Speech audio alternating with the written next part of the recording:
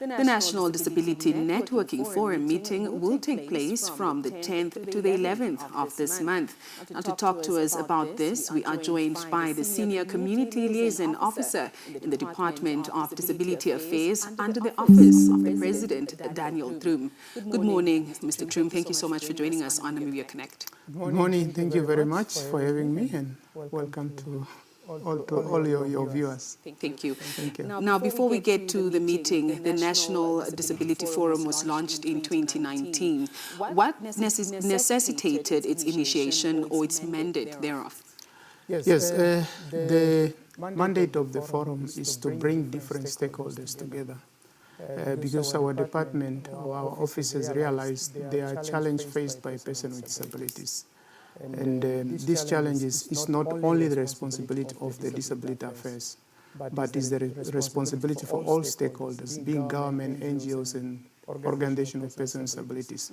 So we find that it's very important for us to bring these stakeholders together so that we can discuss all the issues concerning persons with disability and try to give each stakeholder the responsibility so that they can be able to mainstream disability issues within their programs.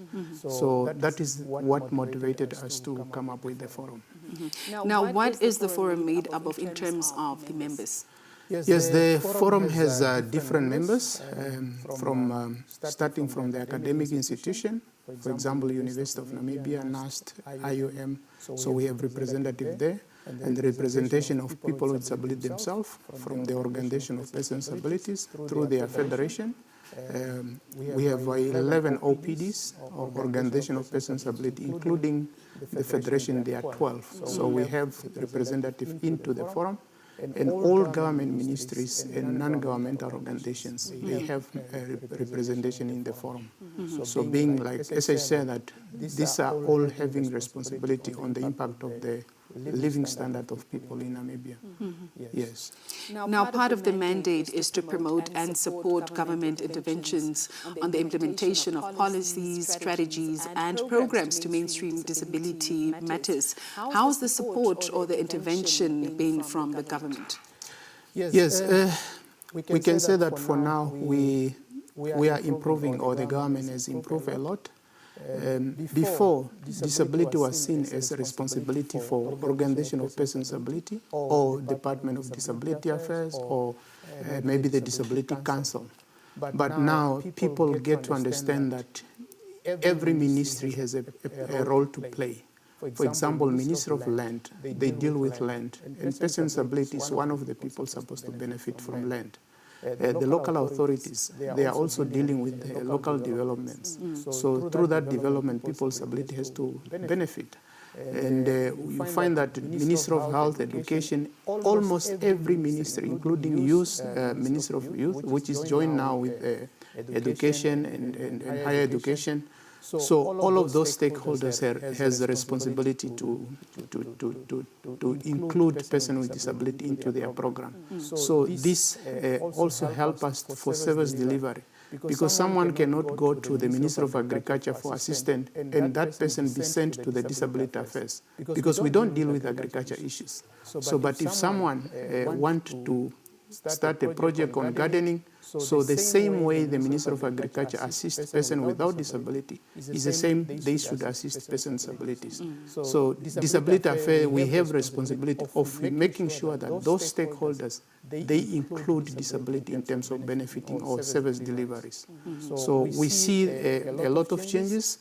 Even the attendance from the beginning, there were few stakeholders who turn up for meetings, but now we are seeing that many people are coming or sending their representative to the meeting. So, and a lot of appreciation I can give it to our UN partners, especially UNICEF and UNDP, because those are the people who even facilitated for us to establish the National Disability Forum. So they really make sure that our meeting takes place, stakeholders are attending, and also Organization of Persons with Disability themselves. They really play a role to force us that we really need to take the forums, the National Forum. So on top of the National Forum, we also have the regional disability forums in some of the regions. And we are trying to establish in all regions so that we can have forums in all the regions of Namibia. Now, in the past, there have been concerns about jobs availability, limited access to information, and economic activities. Has the situation improved, in your view, for the better? Yeah, I can say yes and no at the same time. Yes, as much as people's ability are getting qualifications to access the job market, there are those who are getting employment. I can say that there are more people with disability who has obtained qualifications in the recent years compared into the past. That also can change the situation of employment. However, to access the employment market is another issue which we are facing.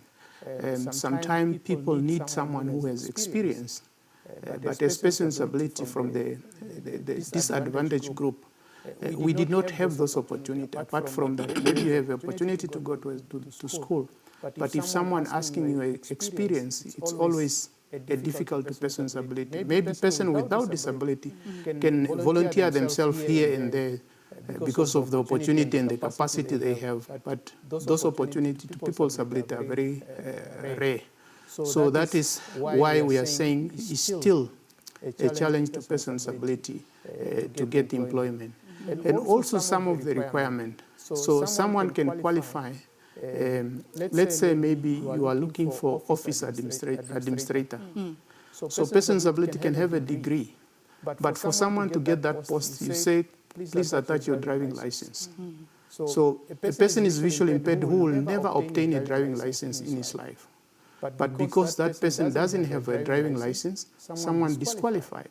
So, and those are some of the challenges people with disability are facing. Not only visually impaired, but there are those who cannot even get a driving license, especially those who have physical disability. Perhaps because of their body, they might not be able to drive, but they have the capacity for that specific job with qualifications. So, and also some employment places, you find that because of lack of understanding, if someone who is visually impaired or on the wheelchair or person who cannot hear applied, they always have this question, who will assist this person? How are we going to work with this person? Our environment is not accessible and so on. Based on those reasons which they do their own internal assessment, they will just say, no, we are not ready to take this person. So, but it's just the understanding. Once you understand that this person does not need everything what you are thinking in your mind, so the person will be able to be employed. But many stakeholders, including government ministries, we are struggling to take persons with disability based on our understanding that this person will not be delivered because of the disability. Now, you mentioned a high turnout, of stakeholders to the meeting. The forum will be next week. How often do you meet? We meet on a quarterly basis, at least once a quarter, like a quarter 3 month. April to June, we're supposed to have one meeting. July to September, we have another. October to December, and then January to March. However, you find that we might be fully engaged in other activities. For example, in December, the third quarter, which is October, December, is mostly the awareness time where we do the International Disability Day. Perhaps we are preoccupied with other activities. So the meeting might not take place that. Due to some other arrangements, we might not skip one quarter or two without the meeting. So, but initially we're supposed to meet every quarter. Now, maybe if you can just discuss a few points of what would be on the agenda. Yes, the agenda for this time, because it's not only Disability Affairs who deliver the presentation. We bring other stakeholders, like based on what we identify in our meetings or in our observation. One of the issues, or some of the issues we are going to discuss, is the understanding of the person with intellectual disabilities. This is one of the disabilities many people don't understand. So we'll have someone who will be able to explain what is intellectual disability, how to interact with that person, how should we create reasonable accommodation for person with intellectual disability. And we'll also look at the autism disabilities. So this is one of the complicated disability many people don't understand. We'll also have another expert brief us or explain to us what is autism, what causes autism, how autism should be treated, and so on. And we'll have other discussion where we are going to look at the sustainability of organization of persons with disabilities. How should we make sure that these organizations are sustainable? Because they are complementing what government is doing.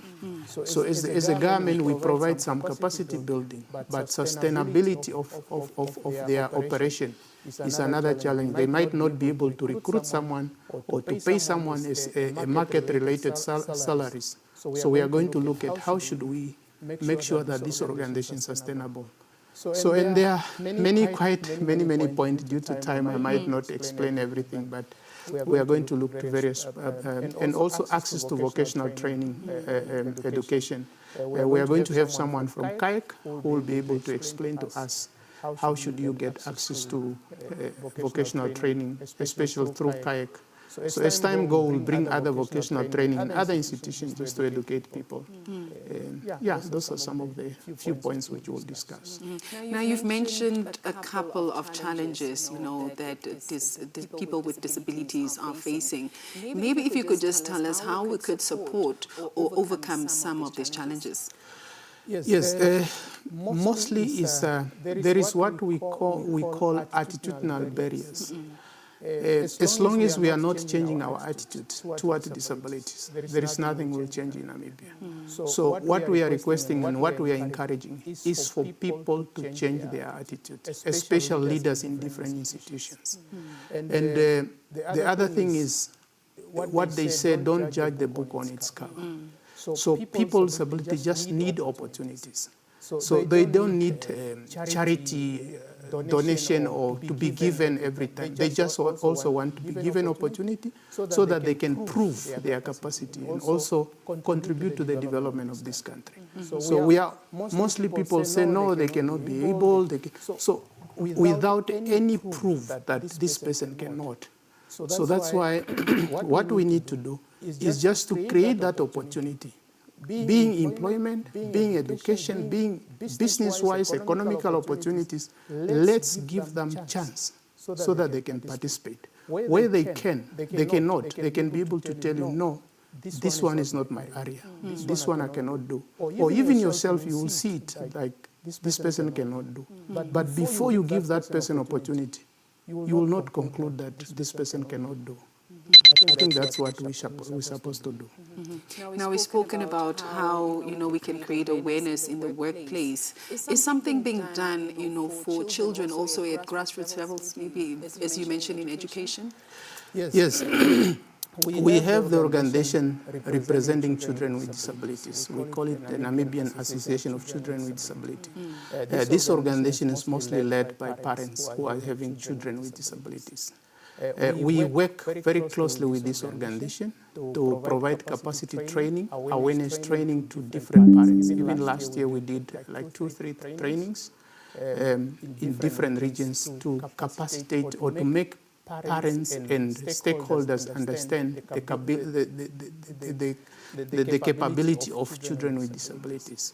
And what we educate the parents, there are parents who believe their children cannot do anything because of disability. We don't blame them because that's what they know. So what we need to do is to educate and also to bring those children who are doing well or who are participating already so that other parents can also see and learn that, okay, someone's child has the same disability as mine, but mine, I believe he cannot do anything, but I can see someone's child is doing much better. So that's the only way we can be able to motivate, and that's the approach we are using to ensure that parents understand. And also, one of the most challenges we are having, like, we know we have a sector policy on inclusive education, but implementation is another issue which we have. However, it's not that we are not doing well. We are trying our level best as a country, but we still, awareness need to be done. Because you find that there are some schools still prefer children with disability to go to special schools because of the environment of their school. But sometimes it's just small adjustment need to be done at the school, and that child will be able to participate in school. And also because of that thing, if teachers believe that this child supposed to go to special schools. And some parents, even the school is at the nearest place, they will not take that child because they believe that school is not for children with disabilities. So as a result, because the parent cannot afford to send their child to far away school, they will just decide to keep the child at home. And that is the awareness which we are trying to do, that children are supposed to access education at the nearest school within their community. If that specific school cannot do, the school and the parent of that child need to come up with the solution. What should we do? Should we agree to send the child at the relevant school which will be able, what is the next school which will be able to accommodate this child? And it should be an agreement. It's not just like to say, no, madam, we cannot accommodate your child. But at least, madam, we cannot accommodate your child, but we believe there is another school which we can help you through our education office to make sure that your child gets education.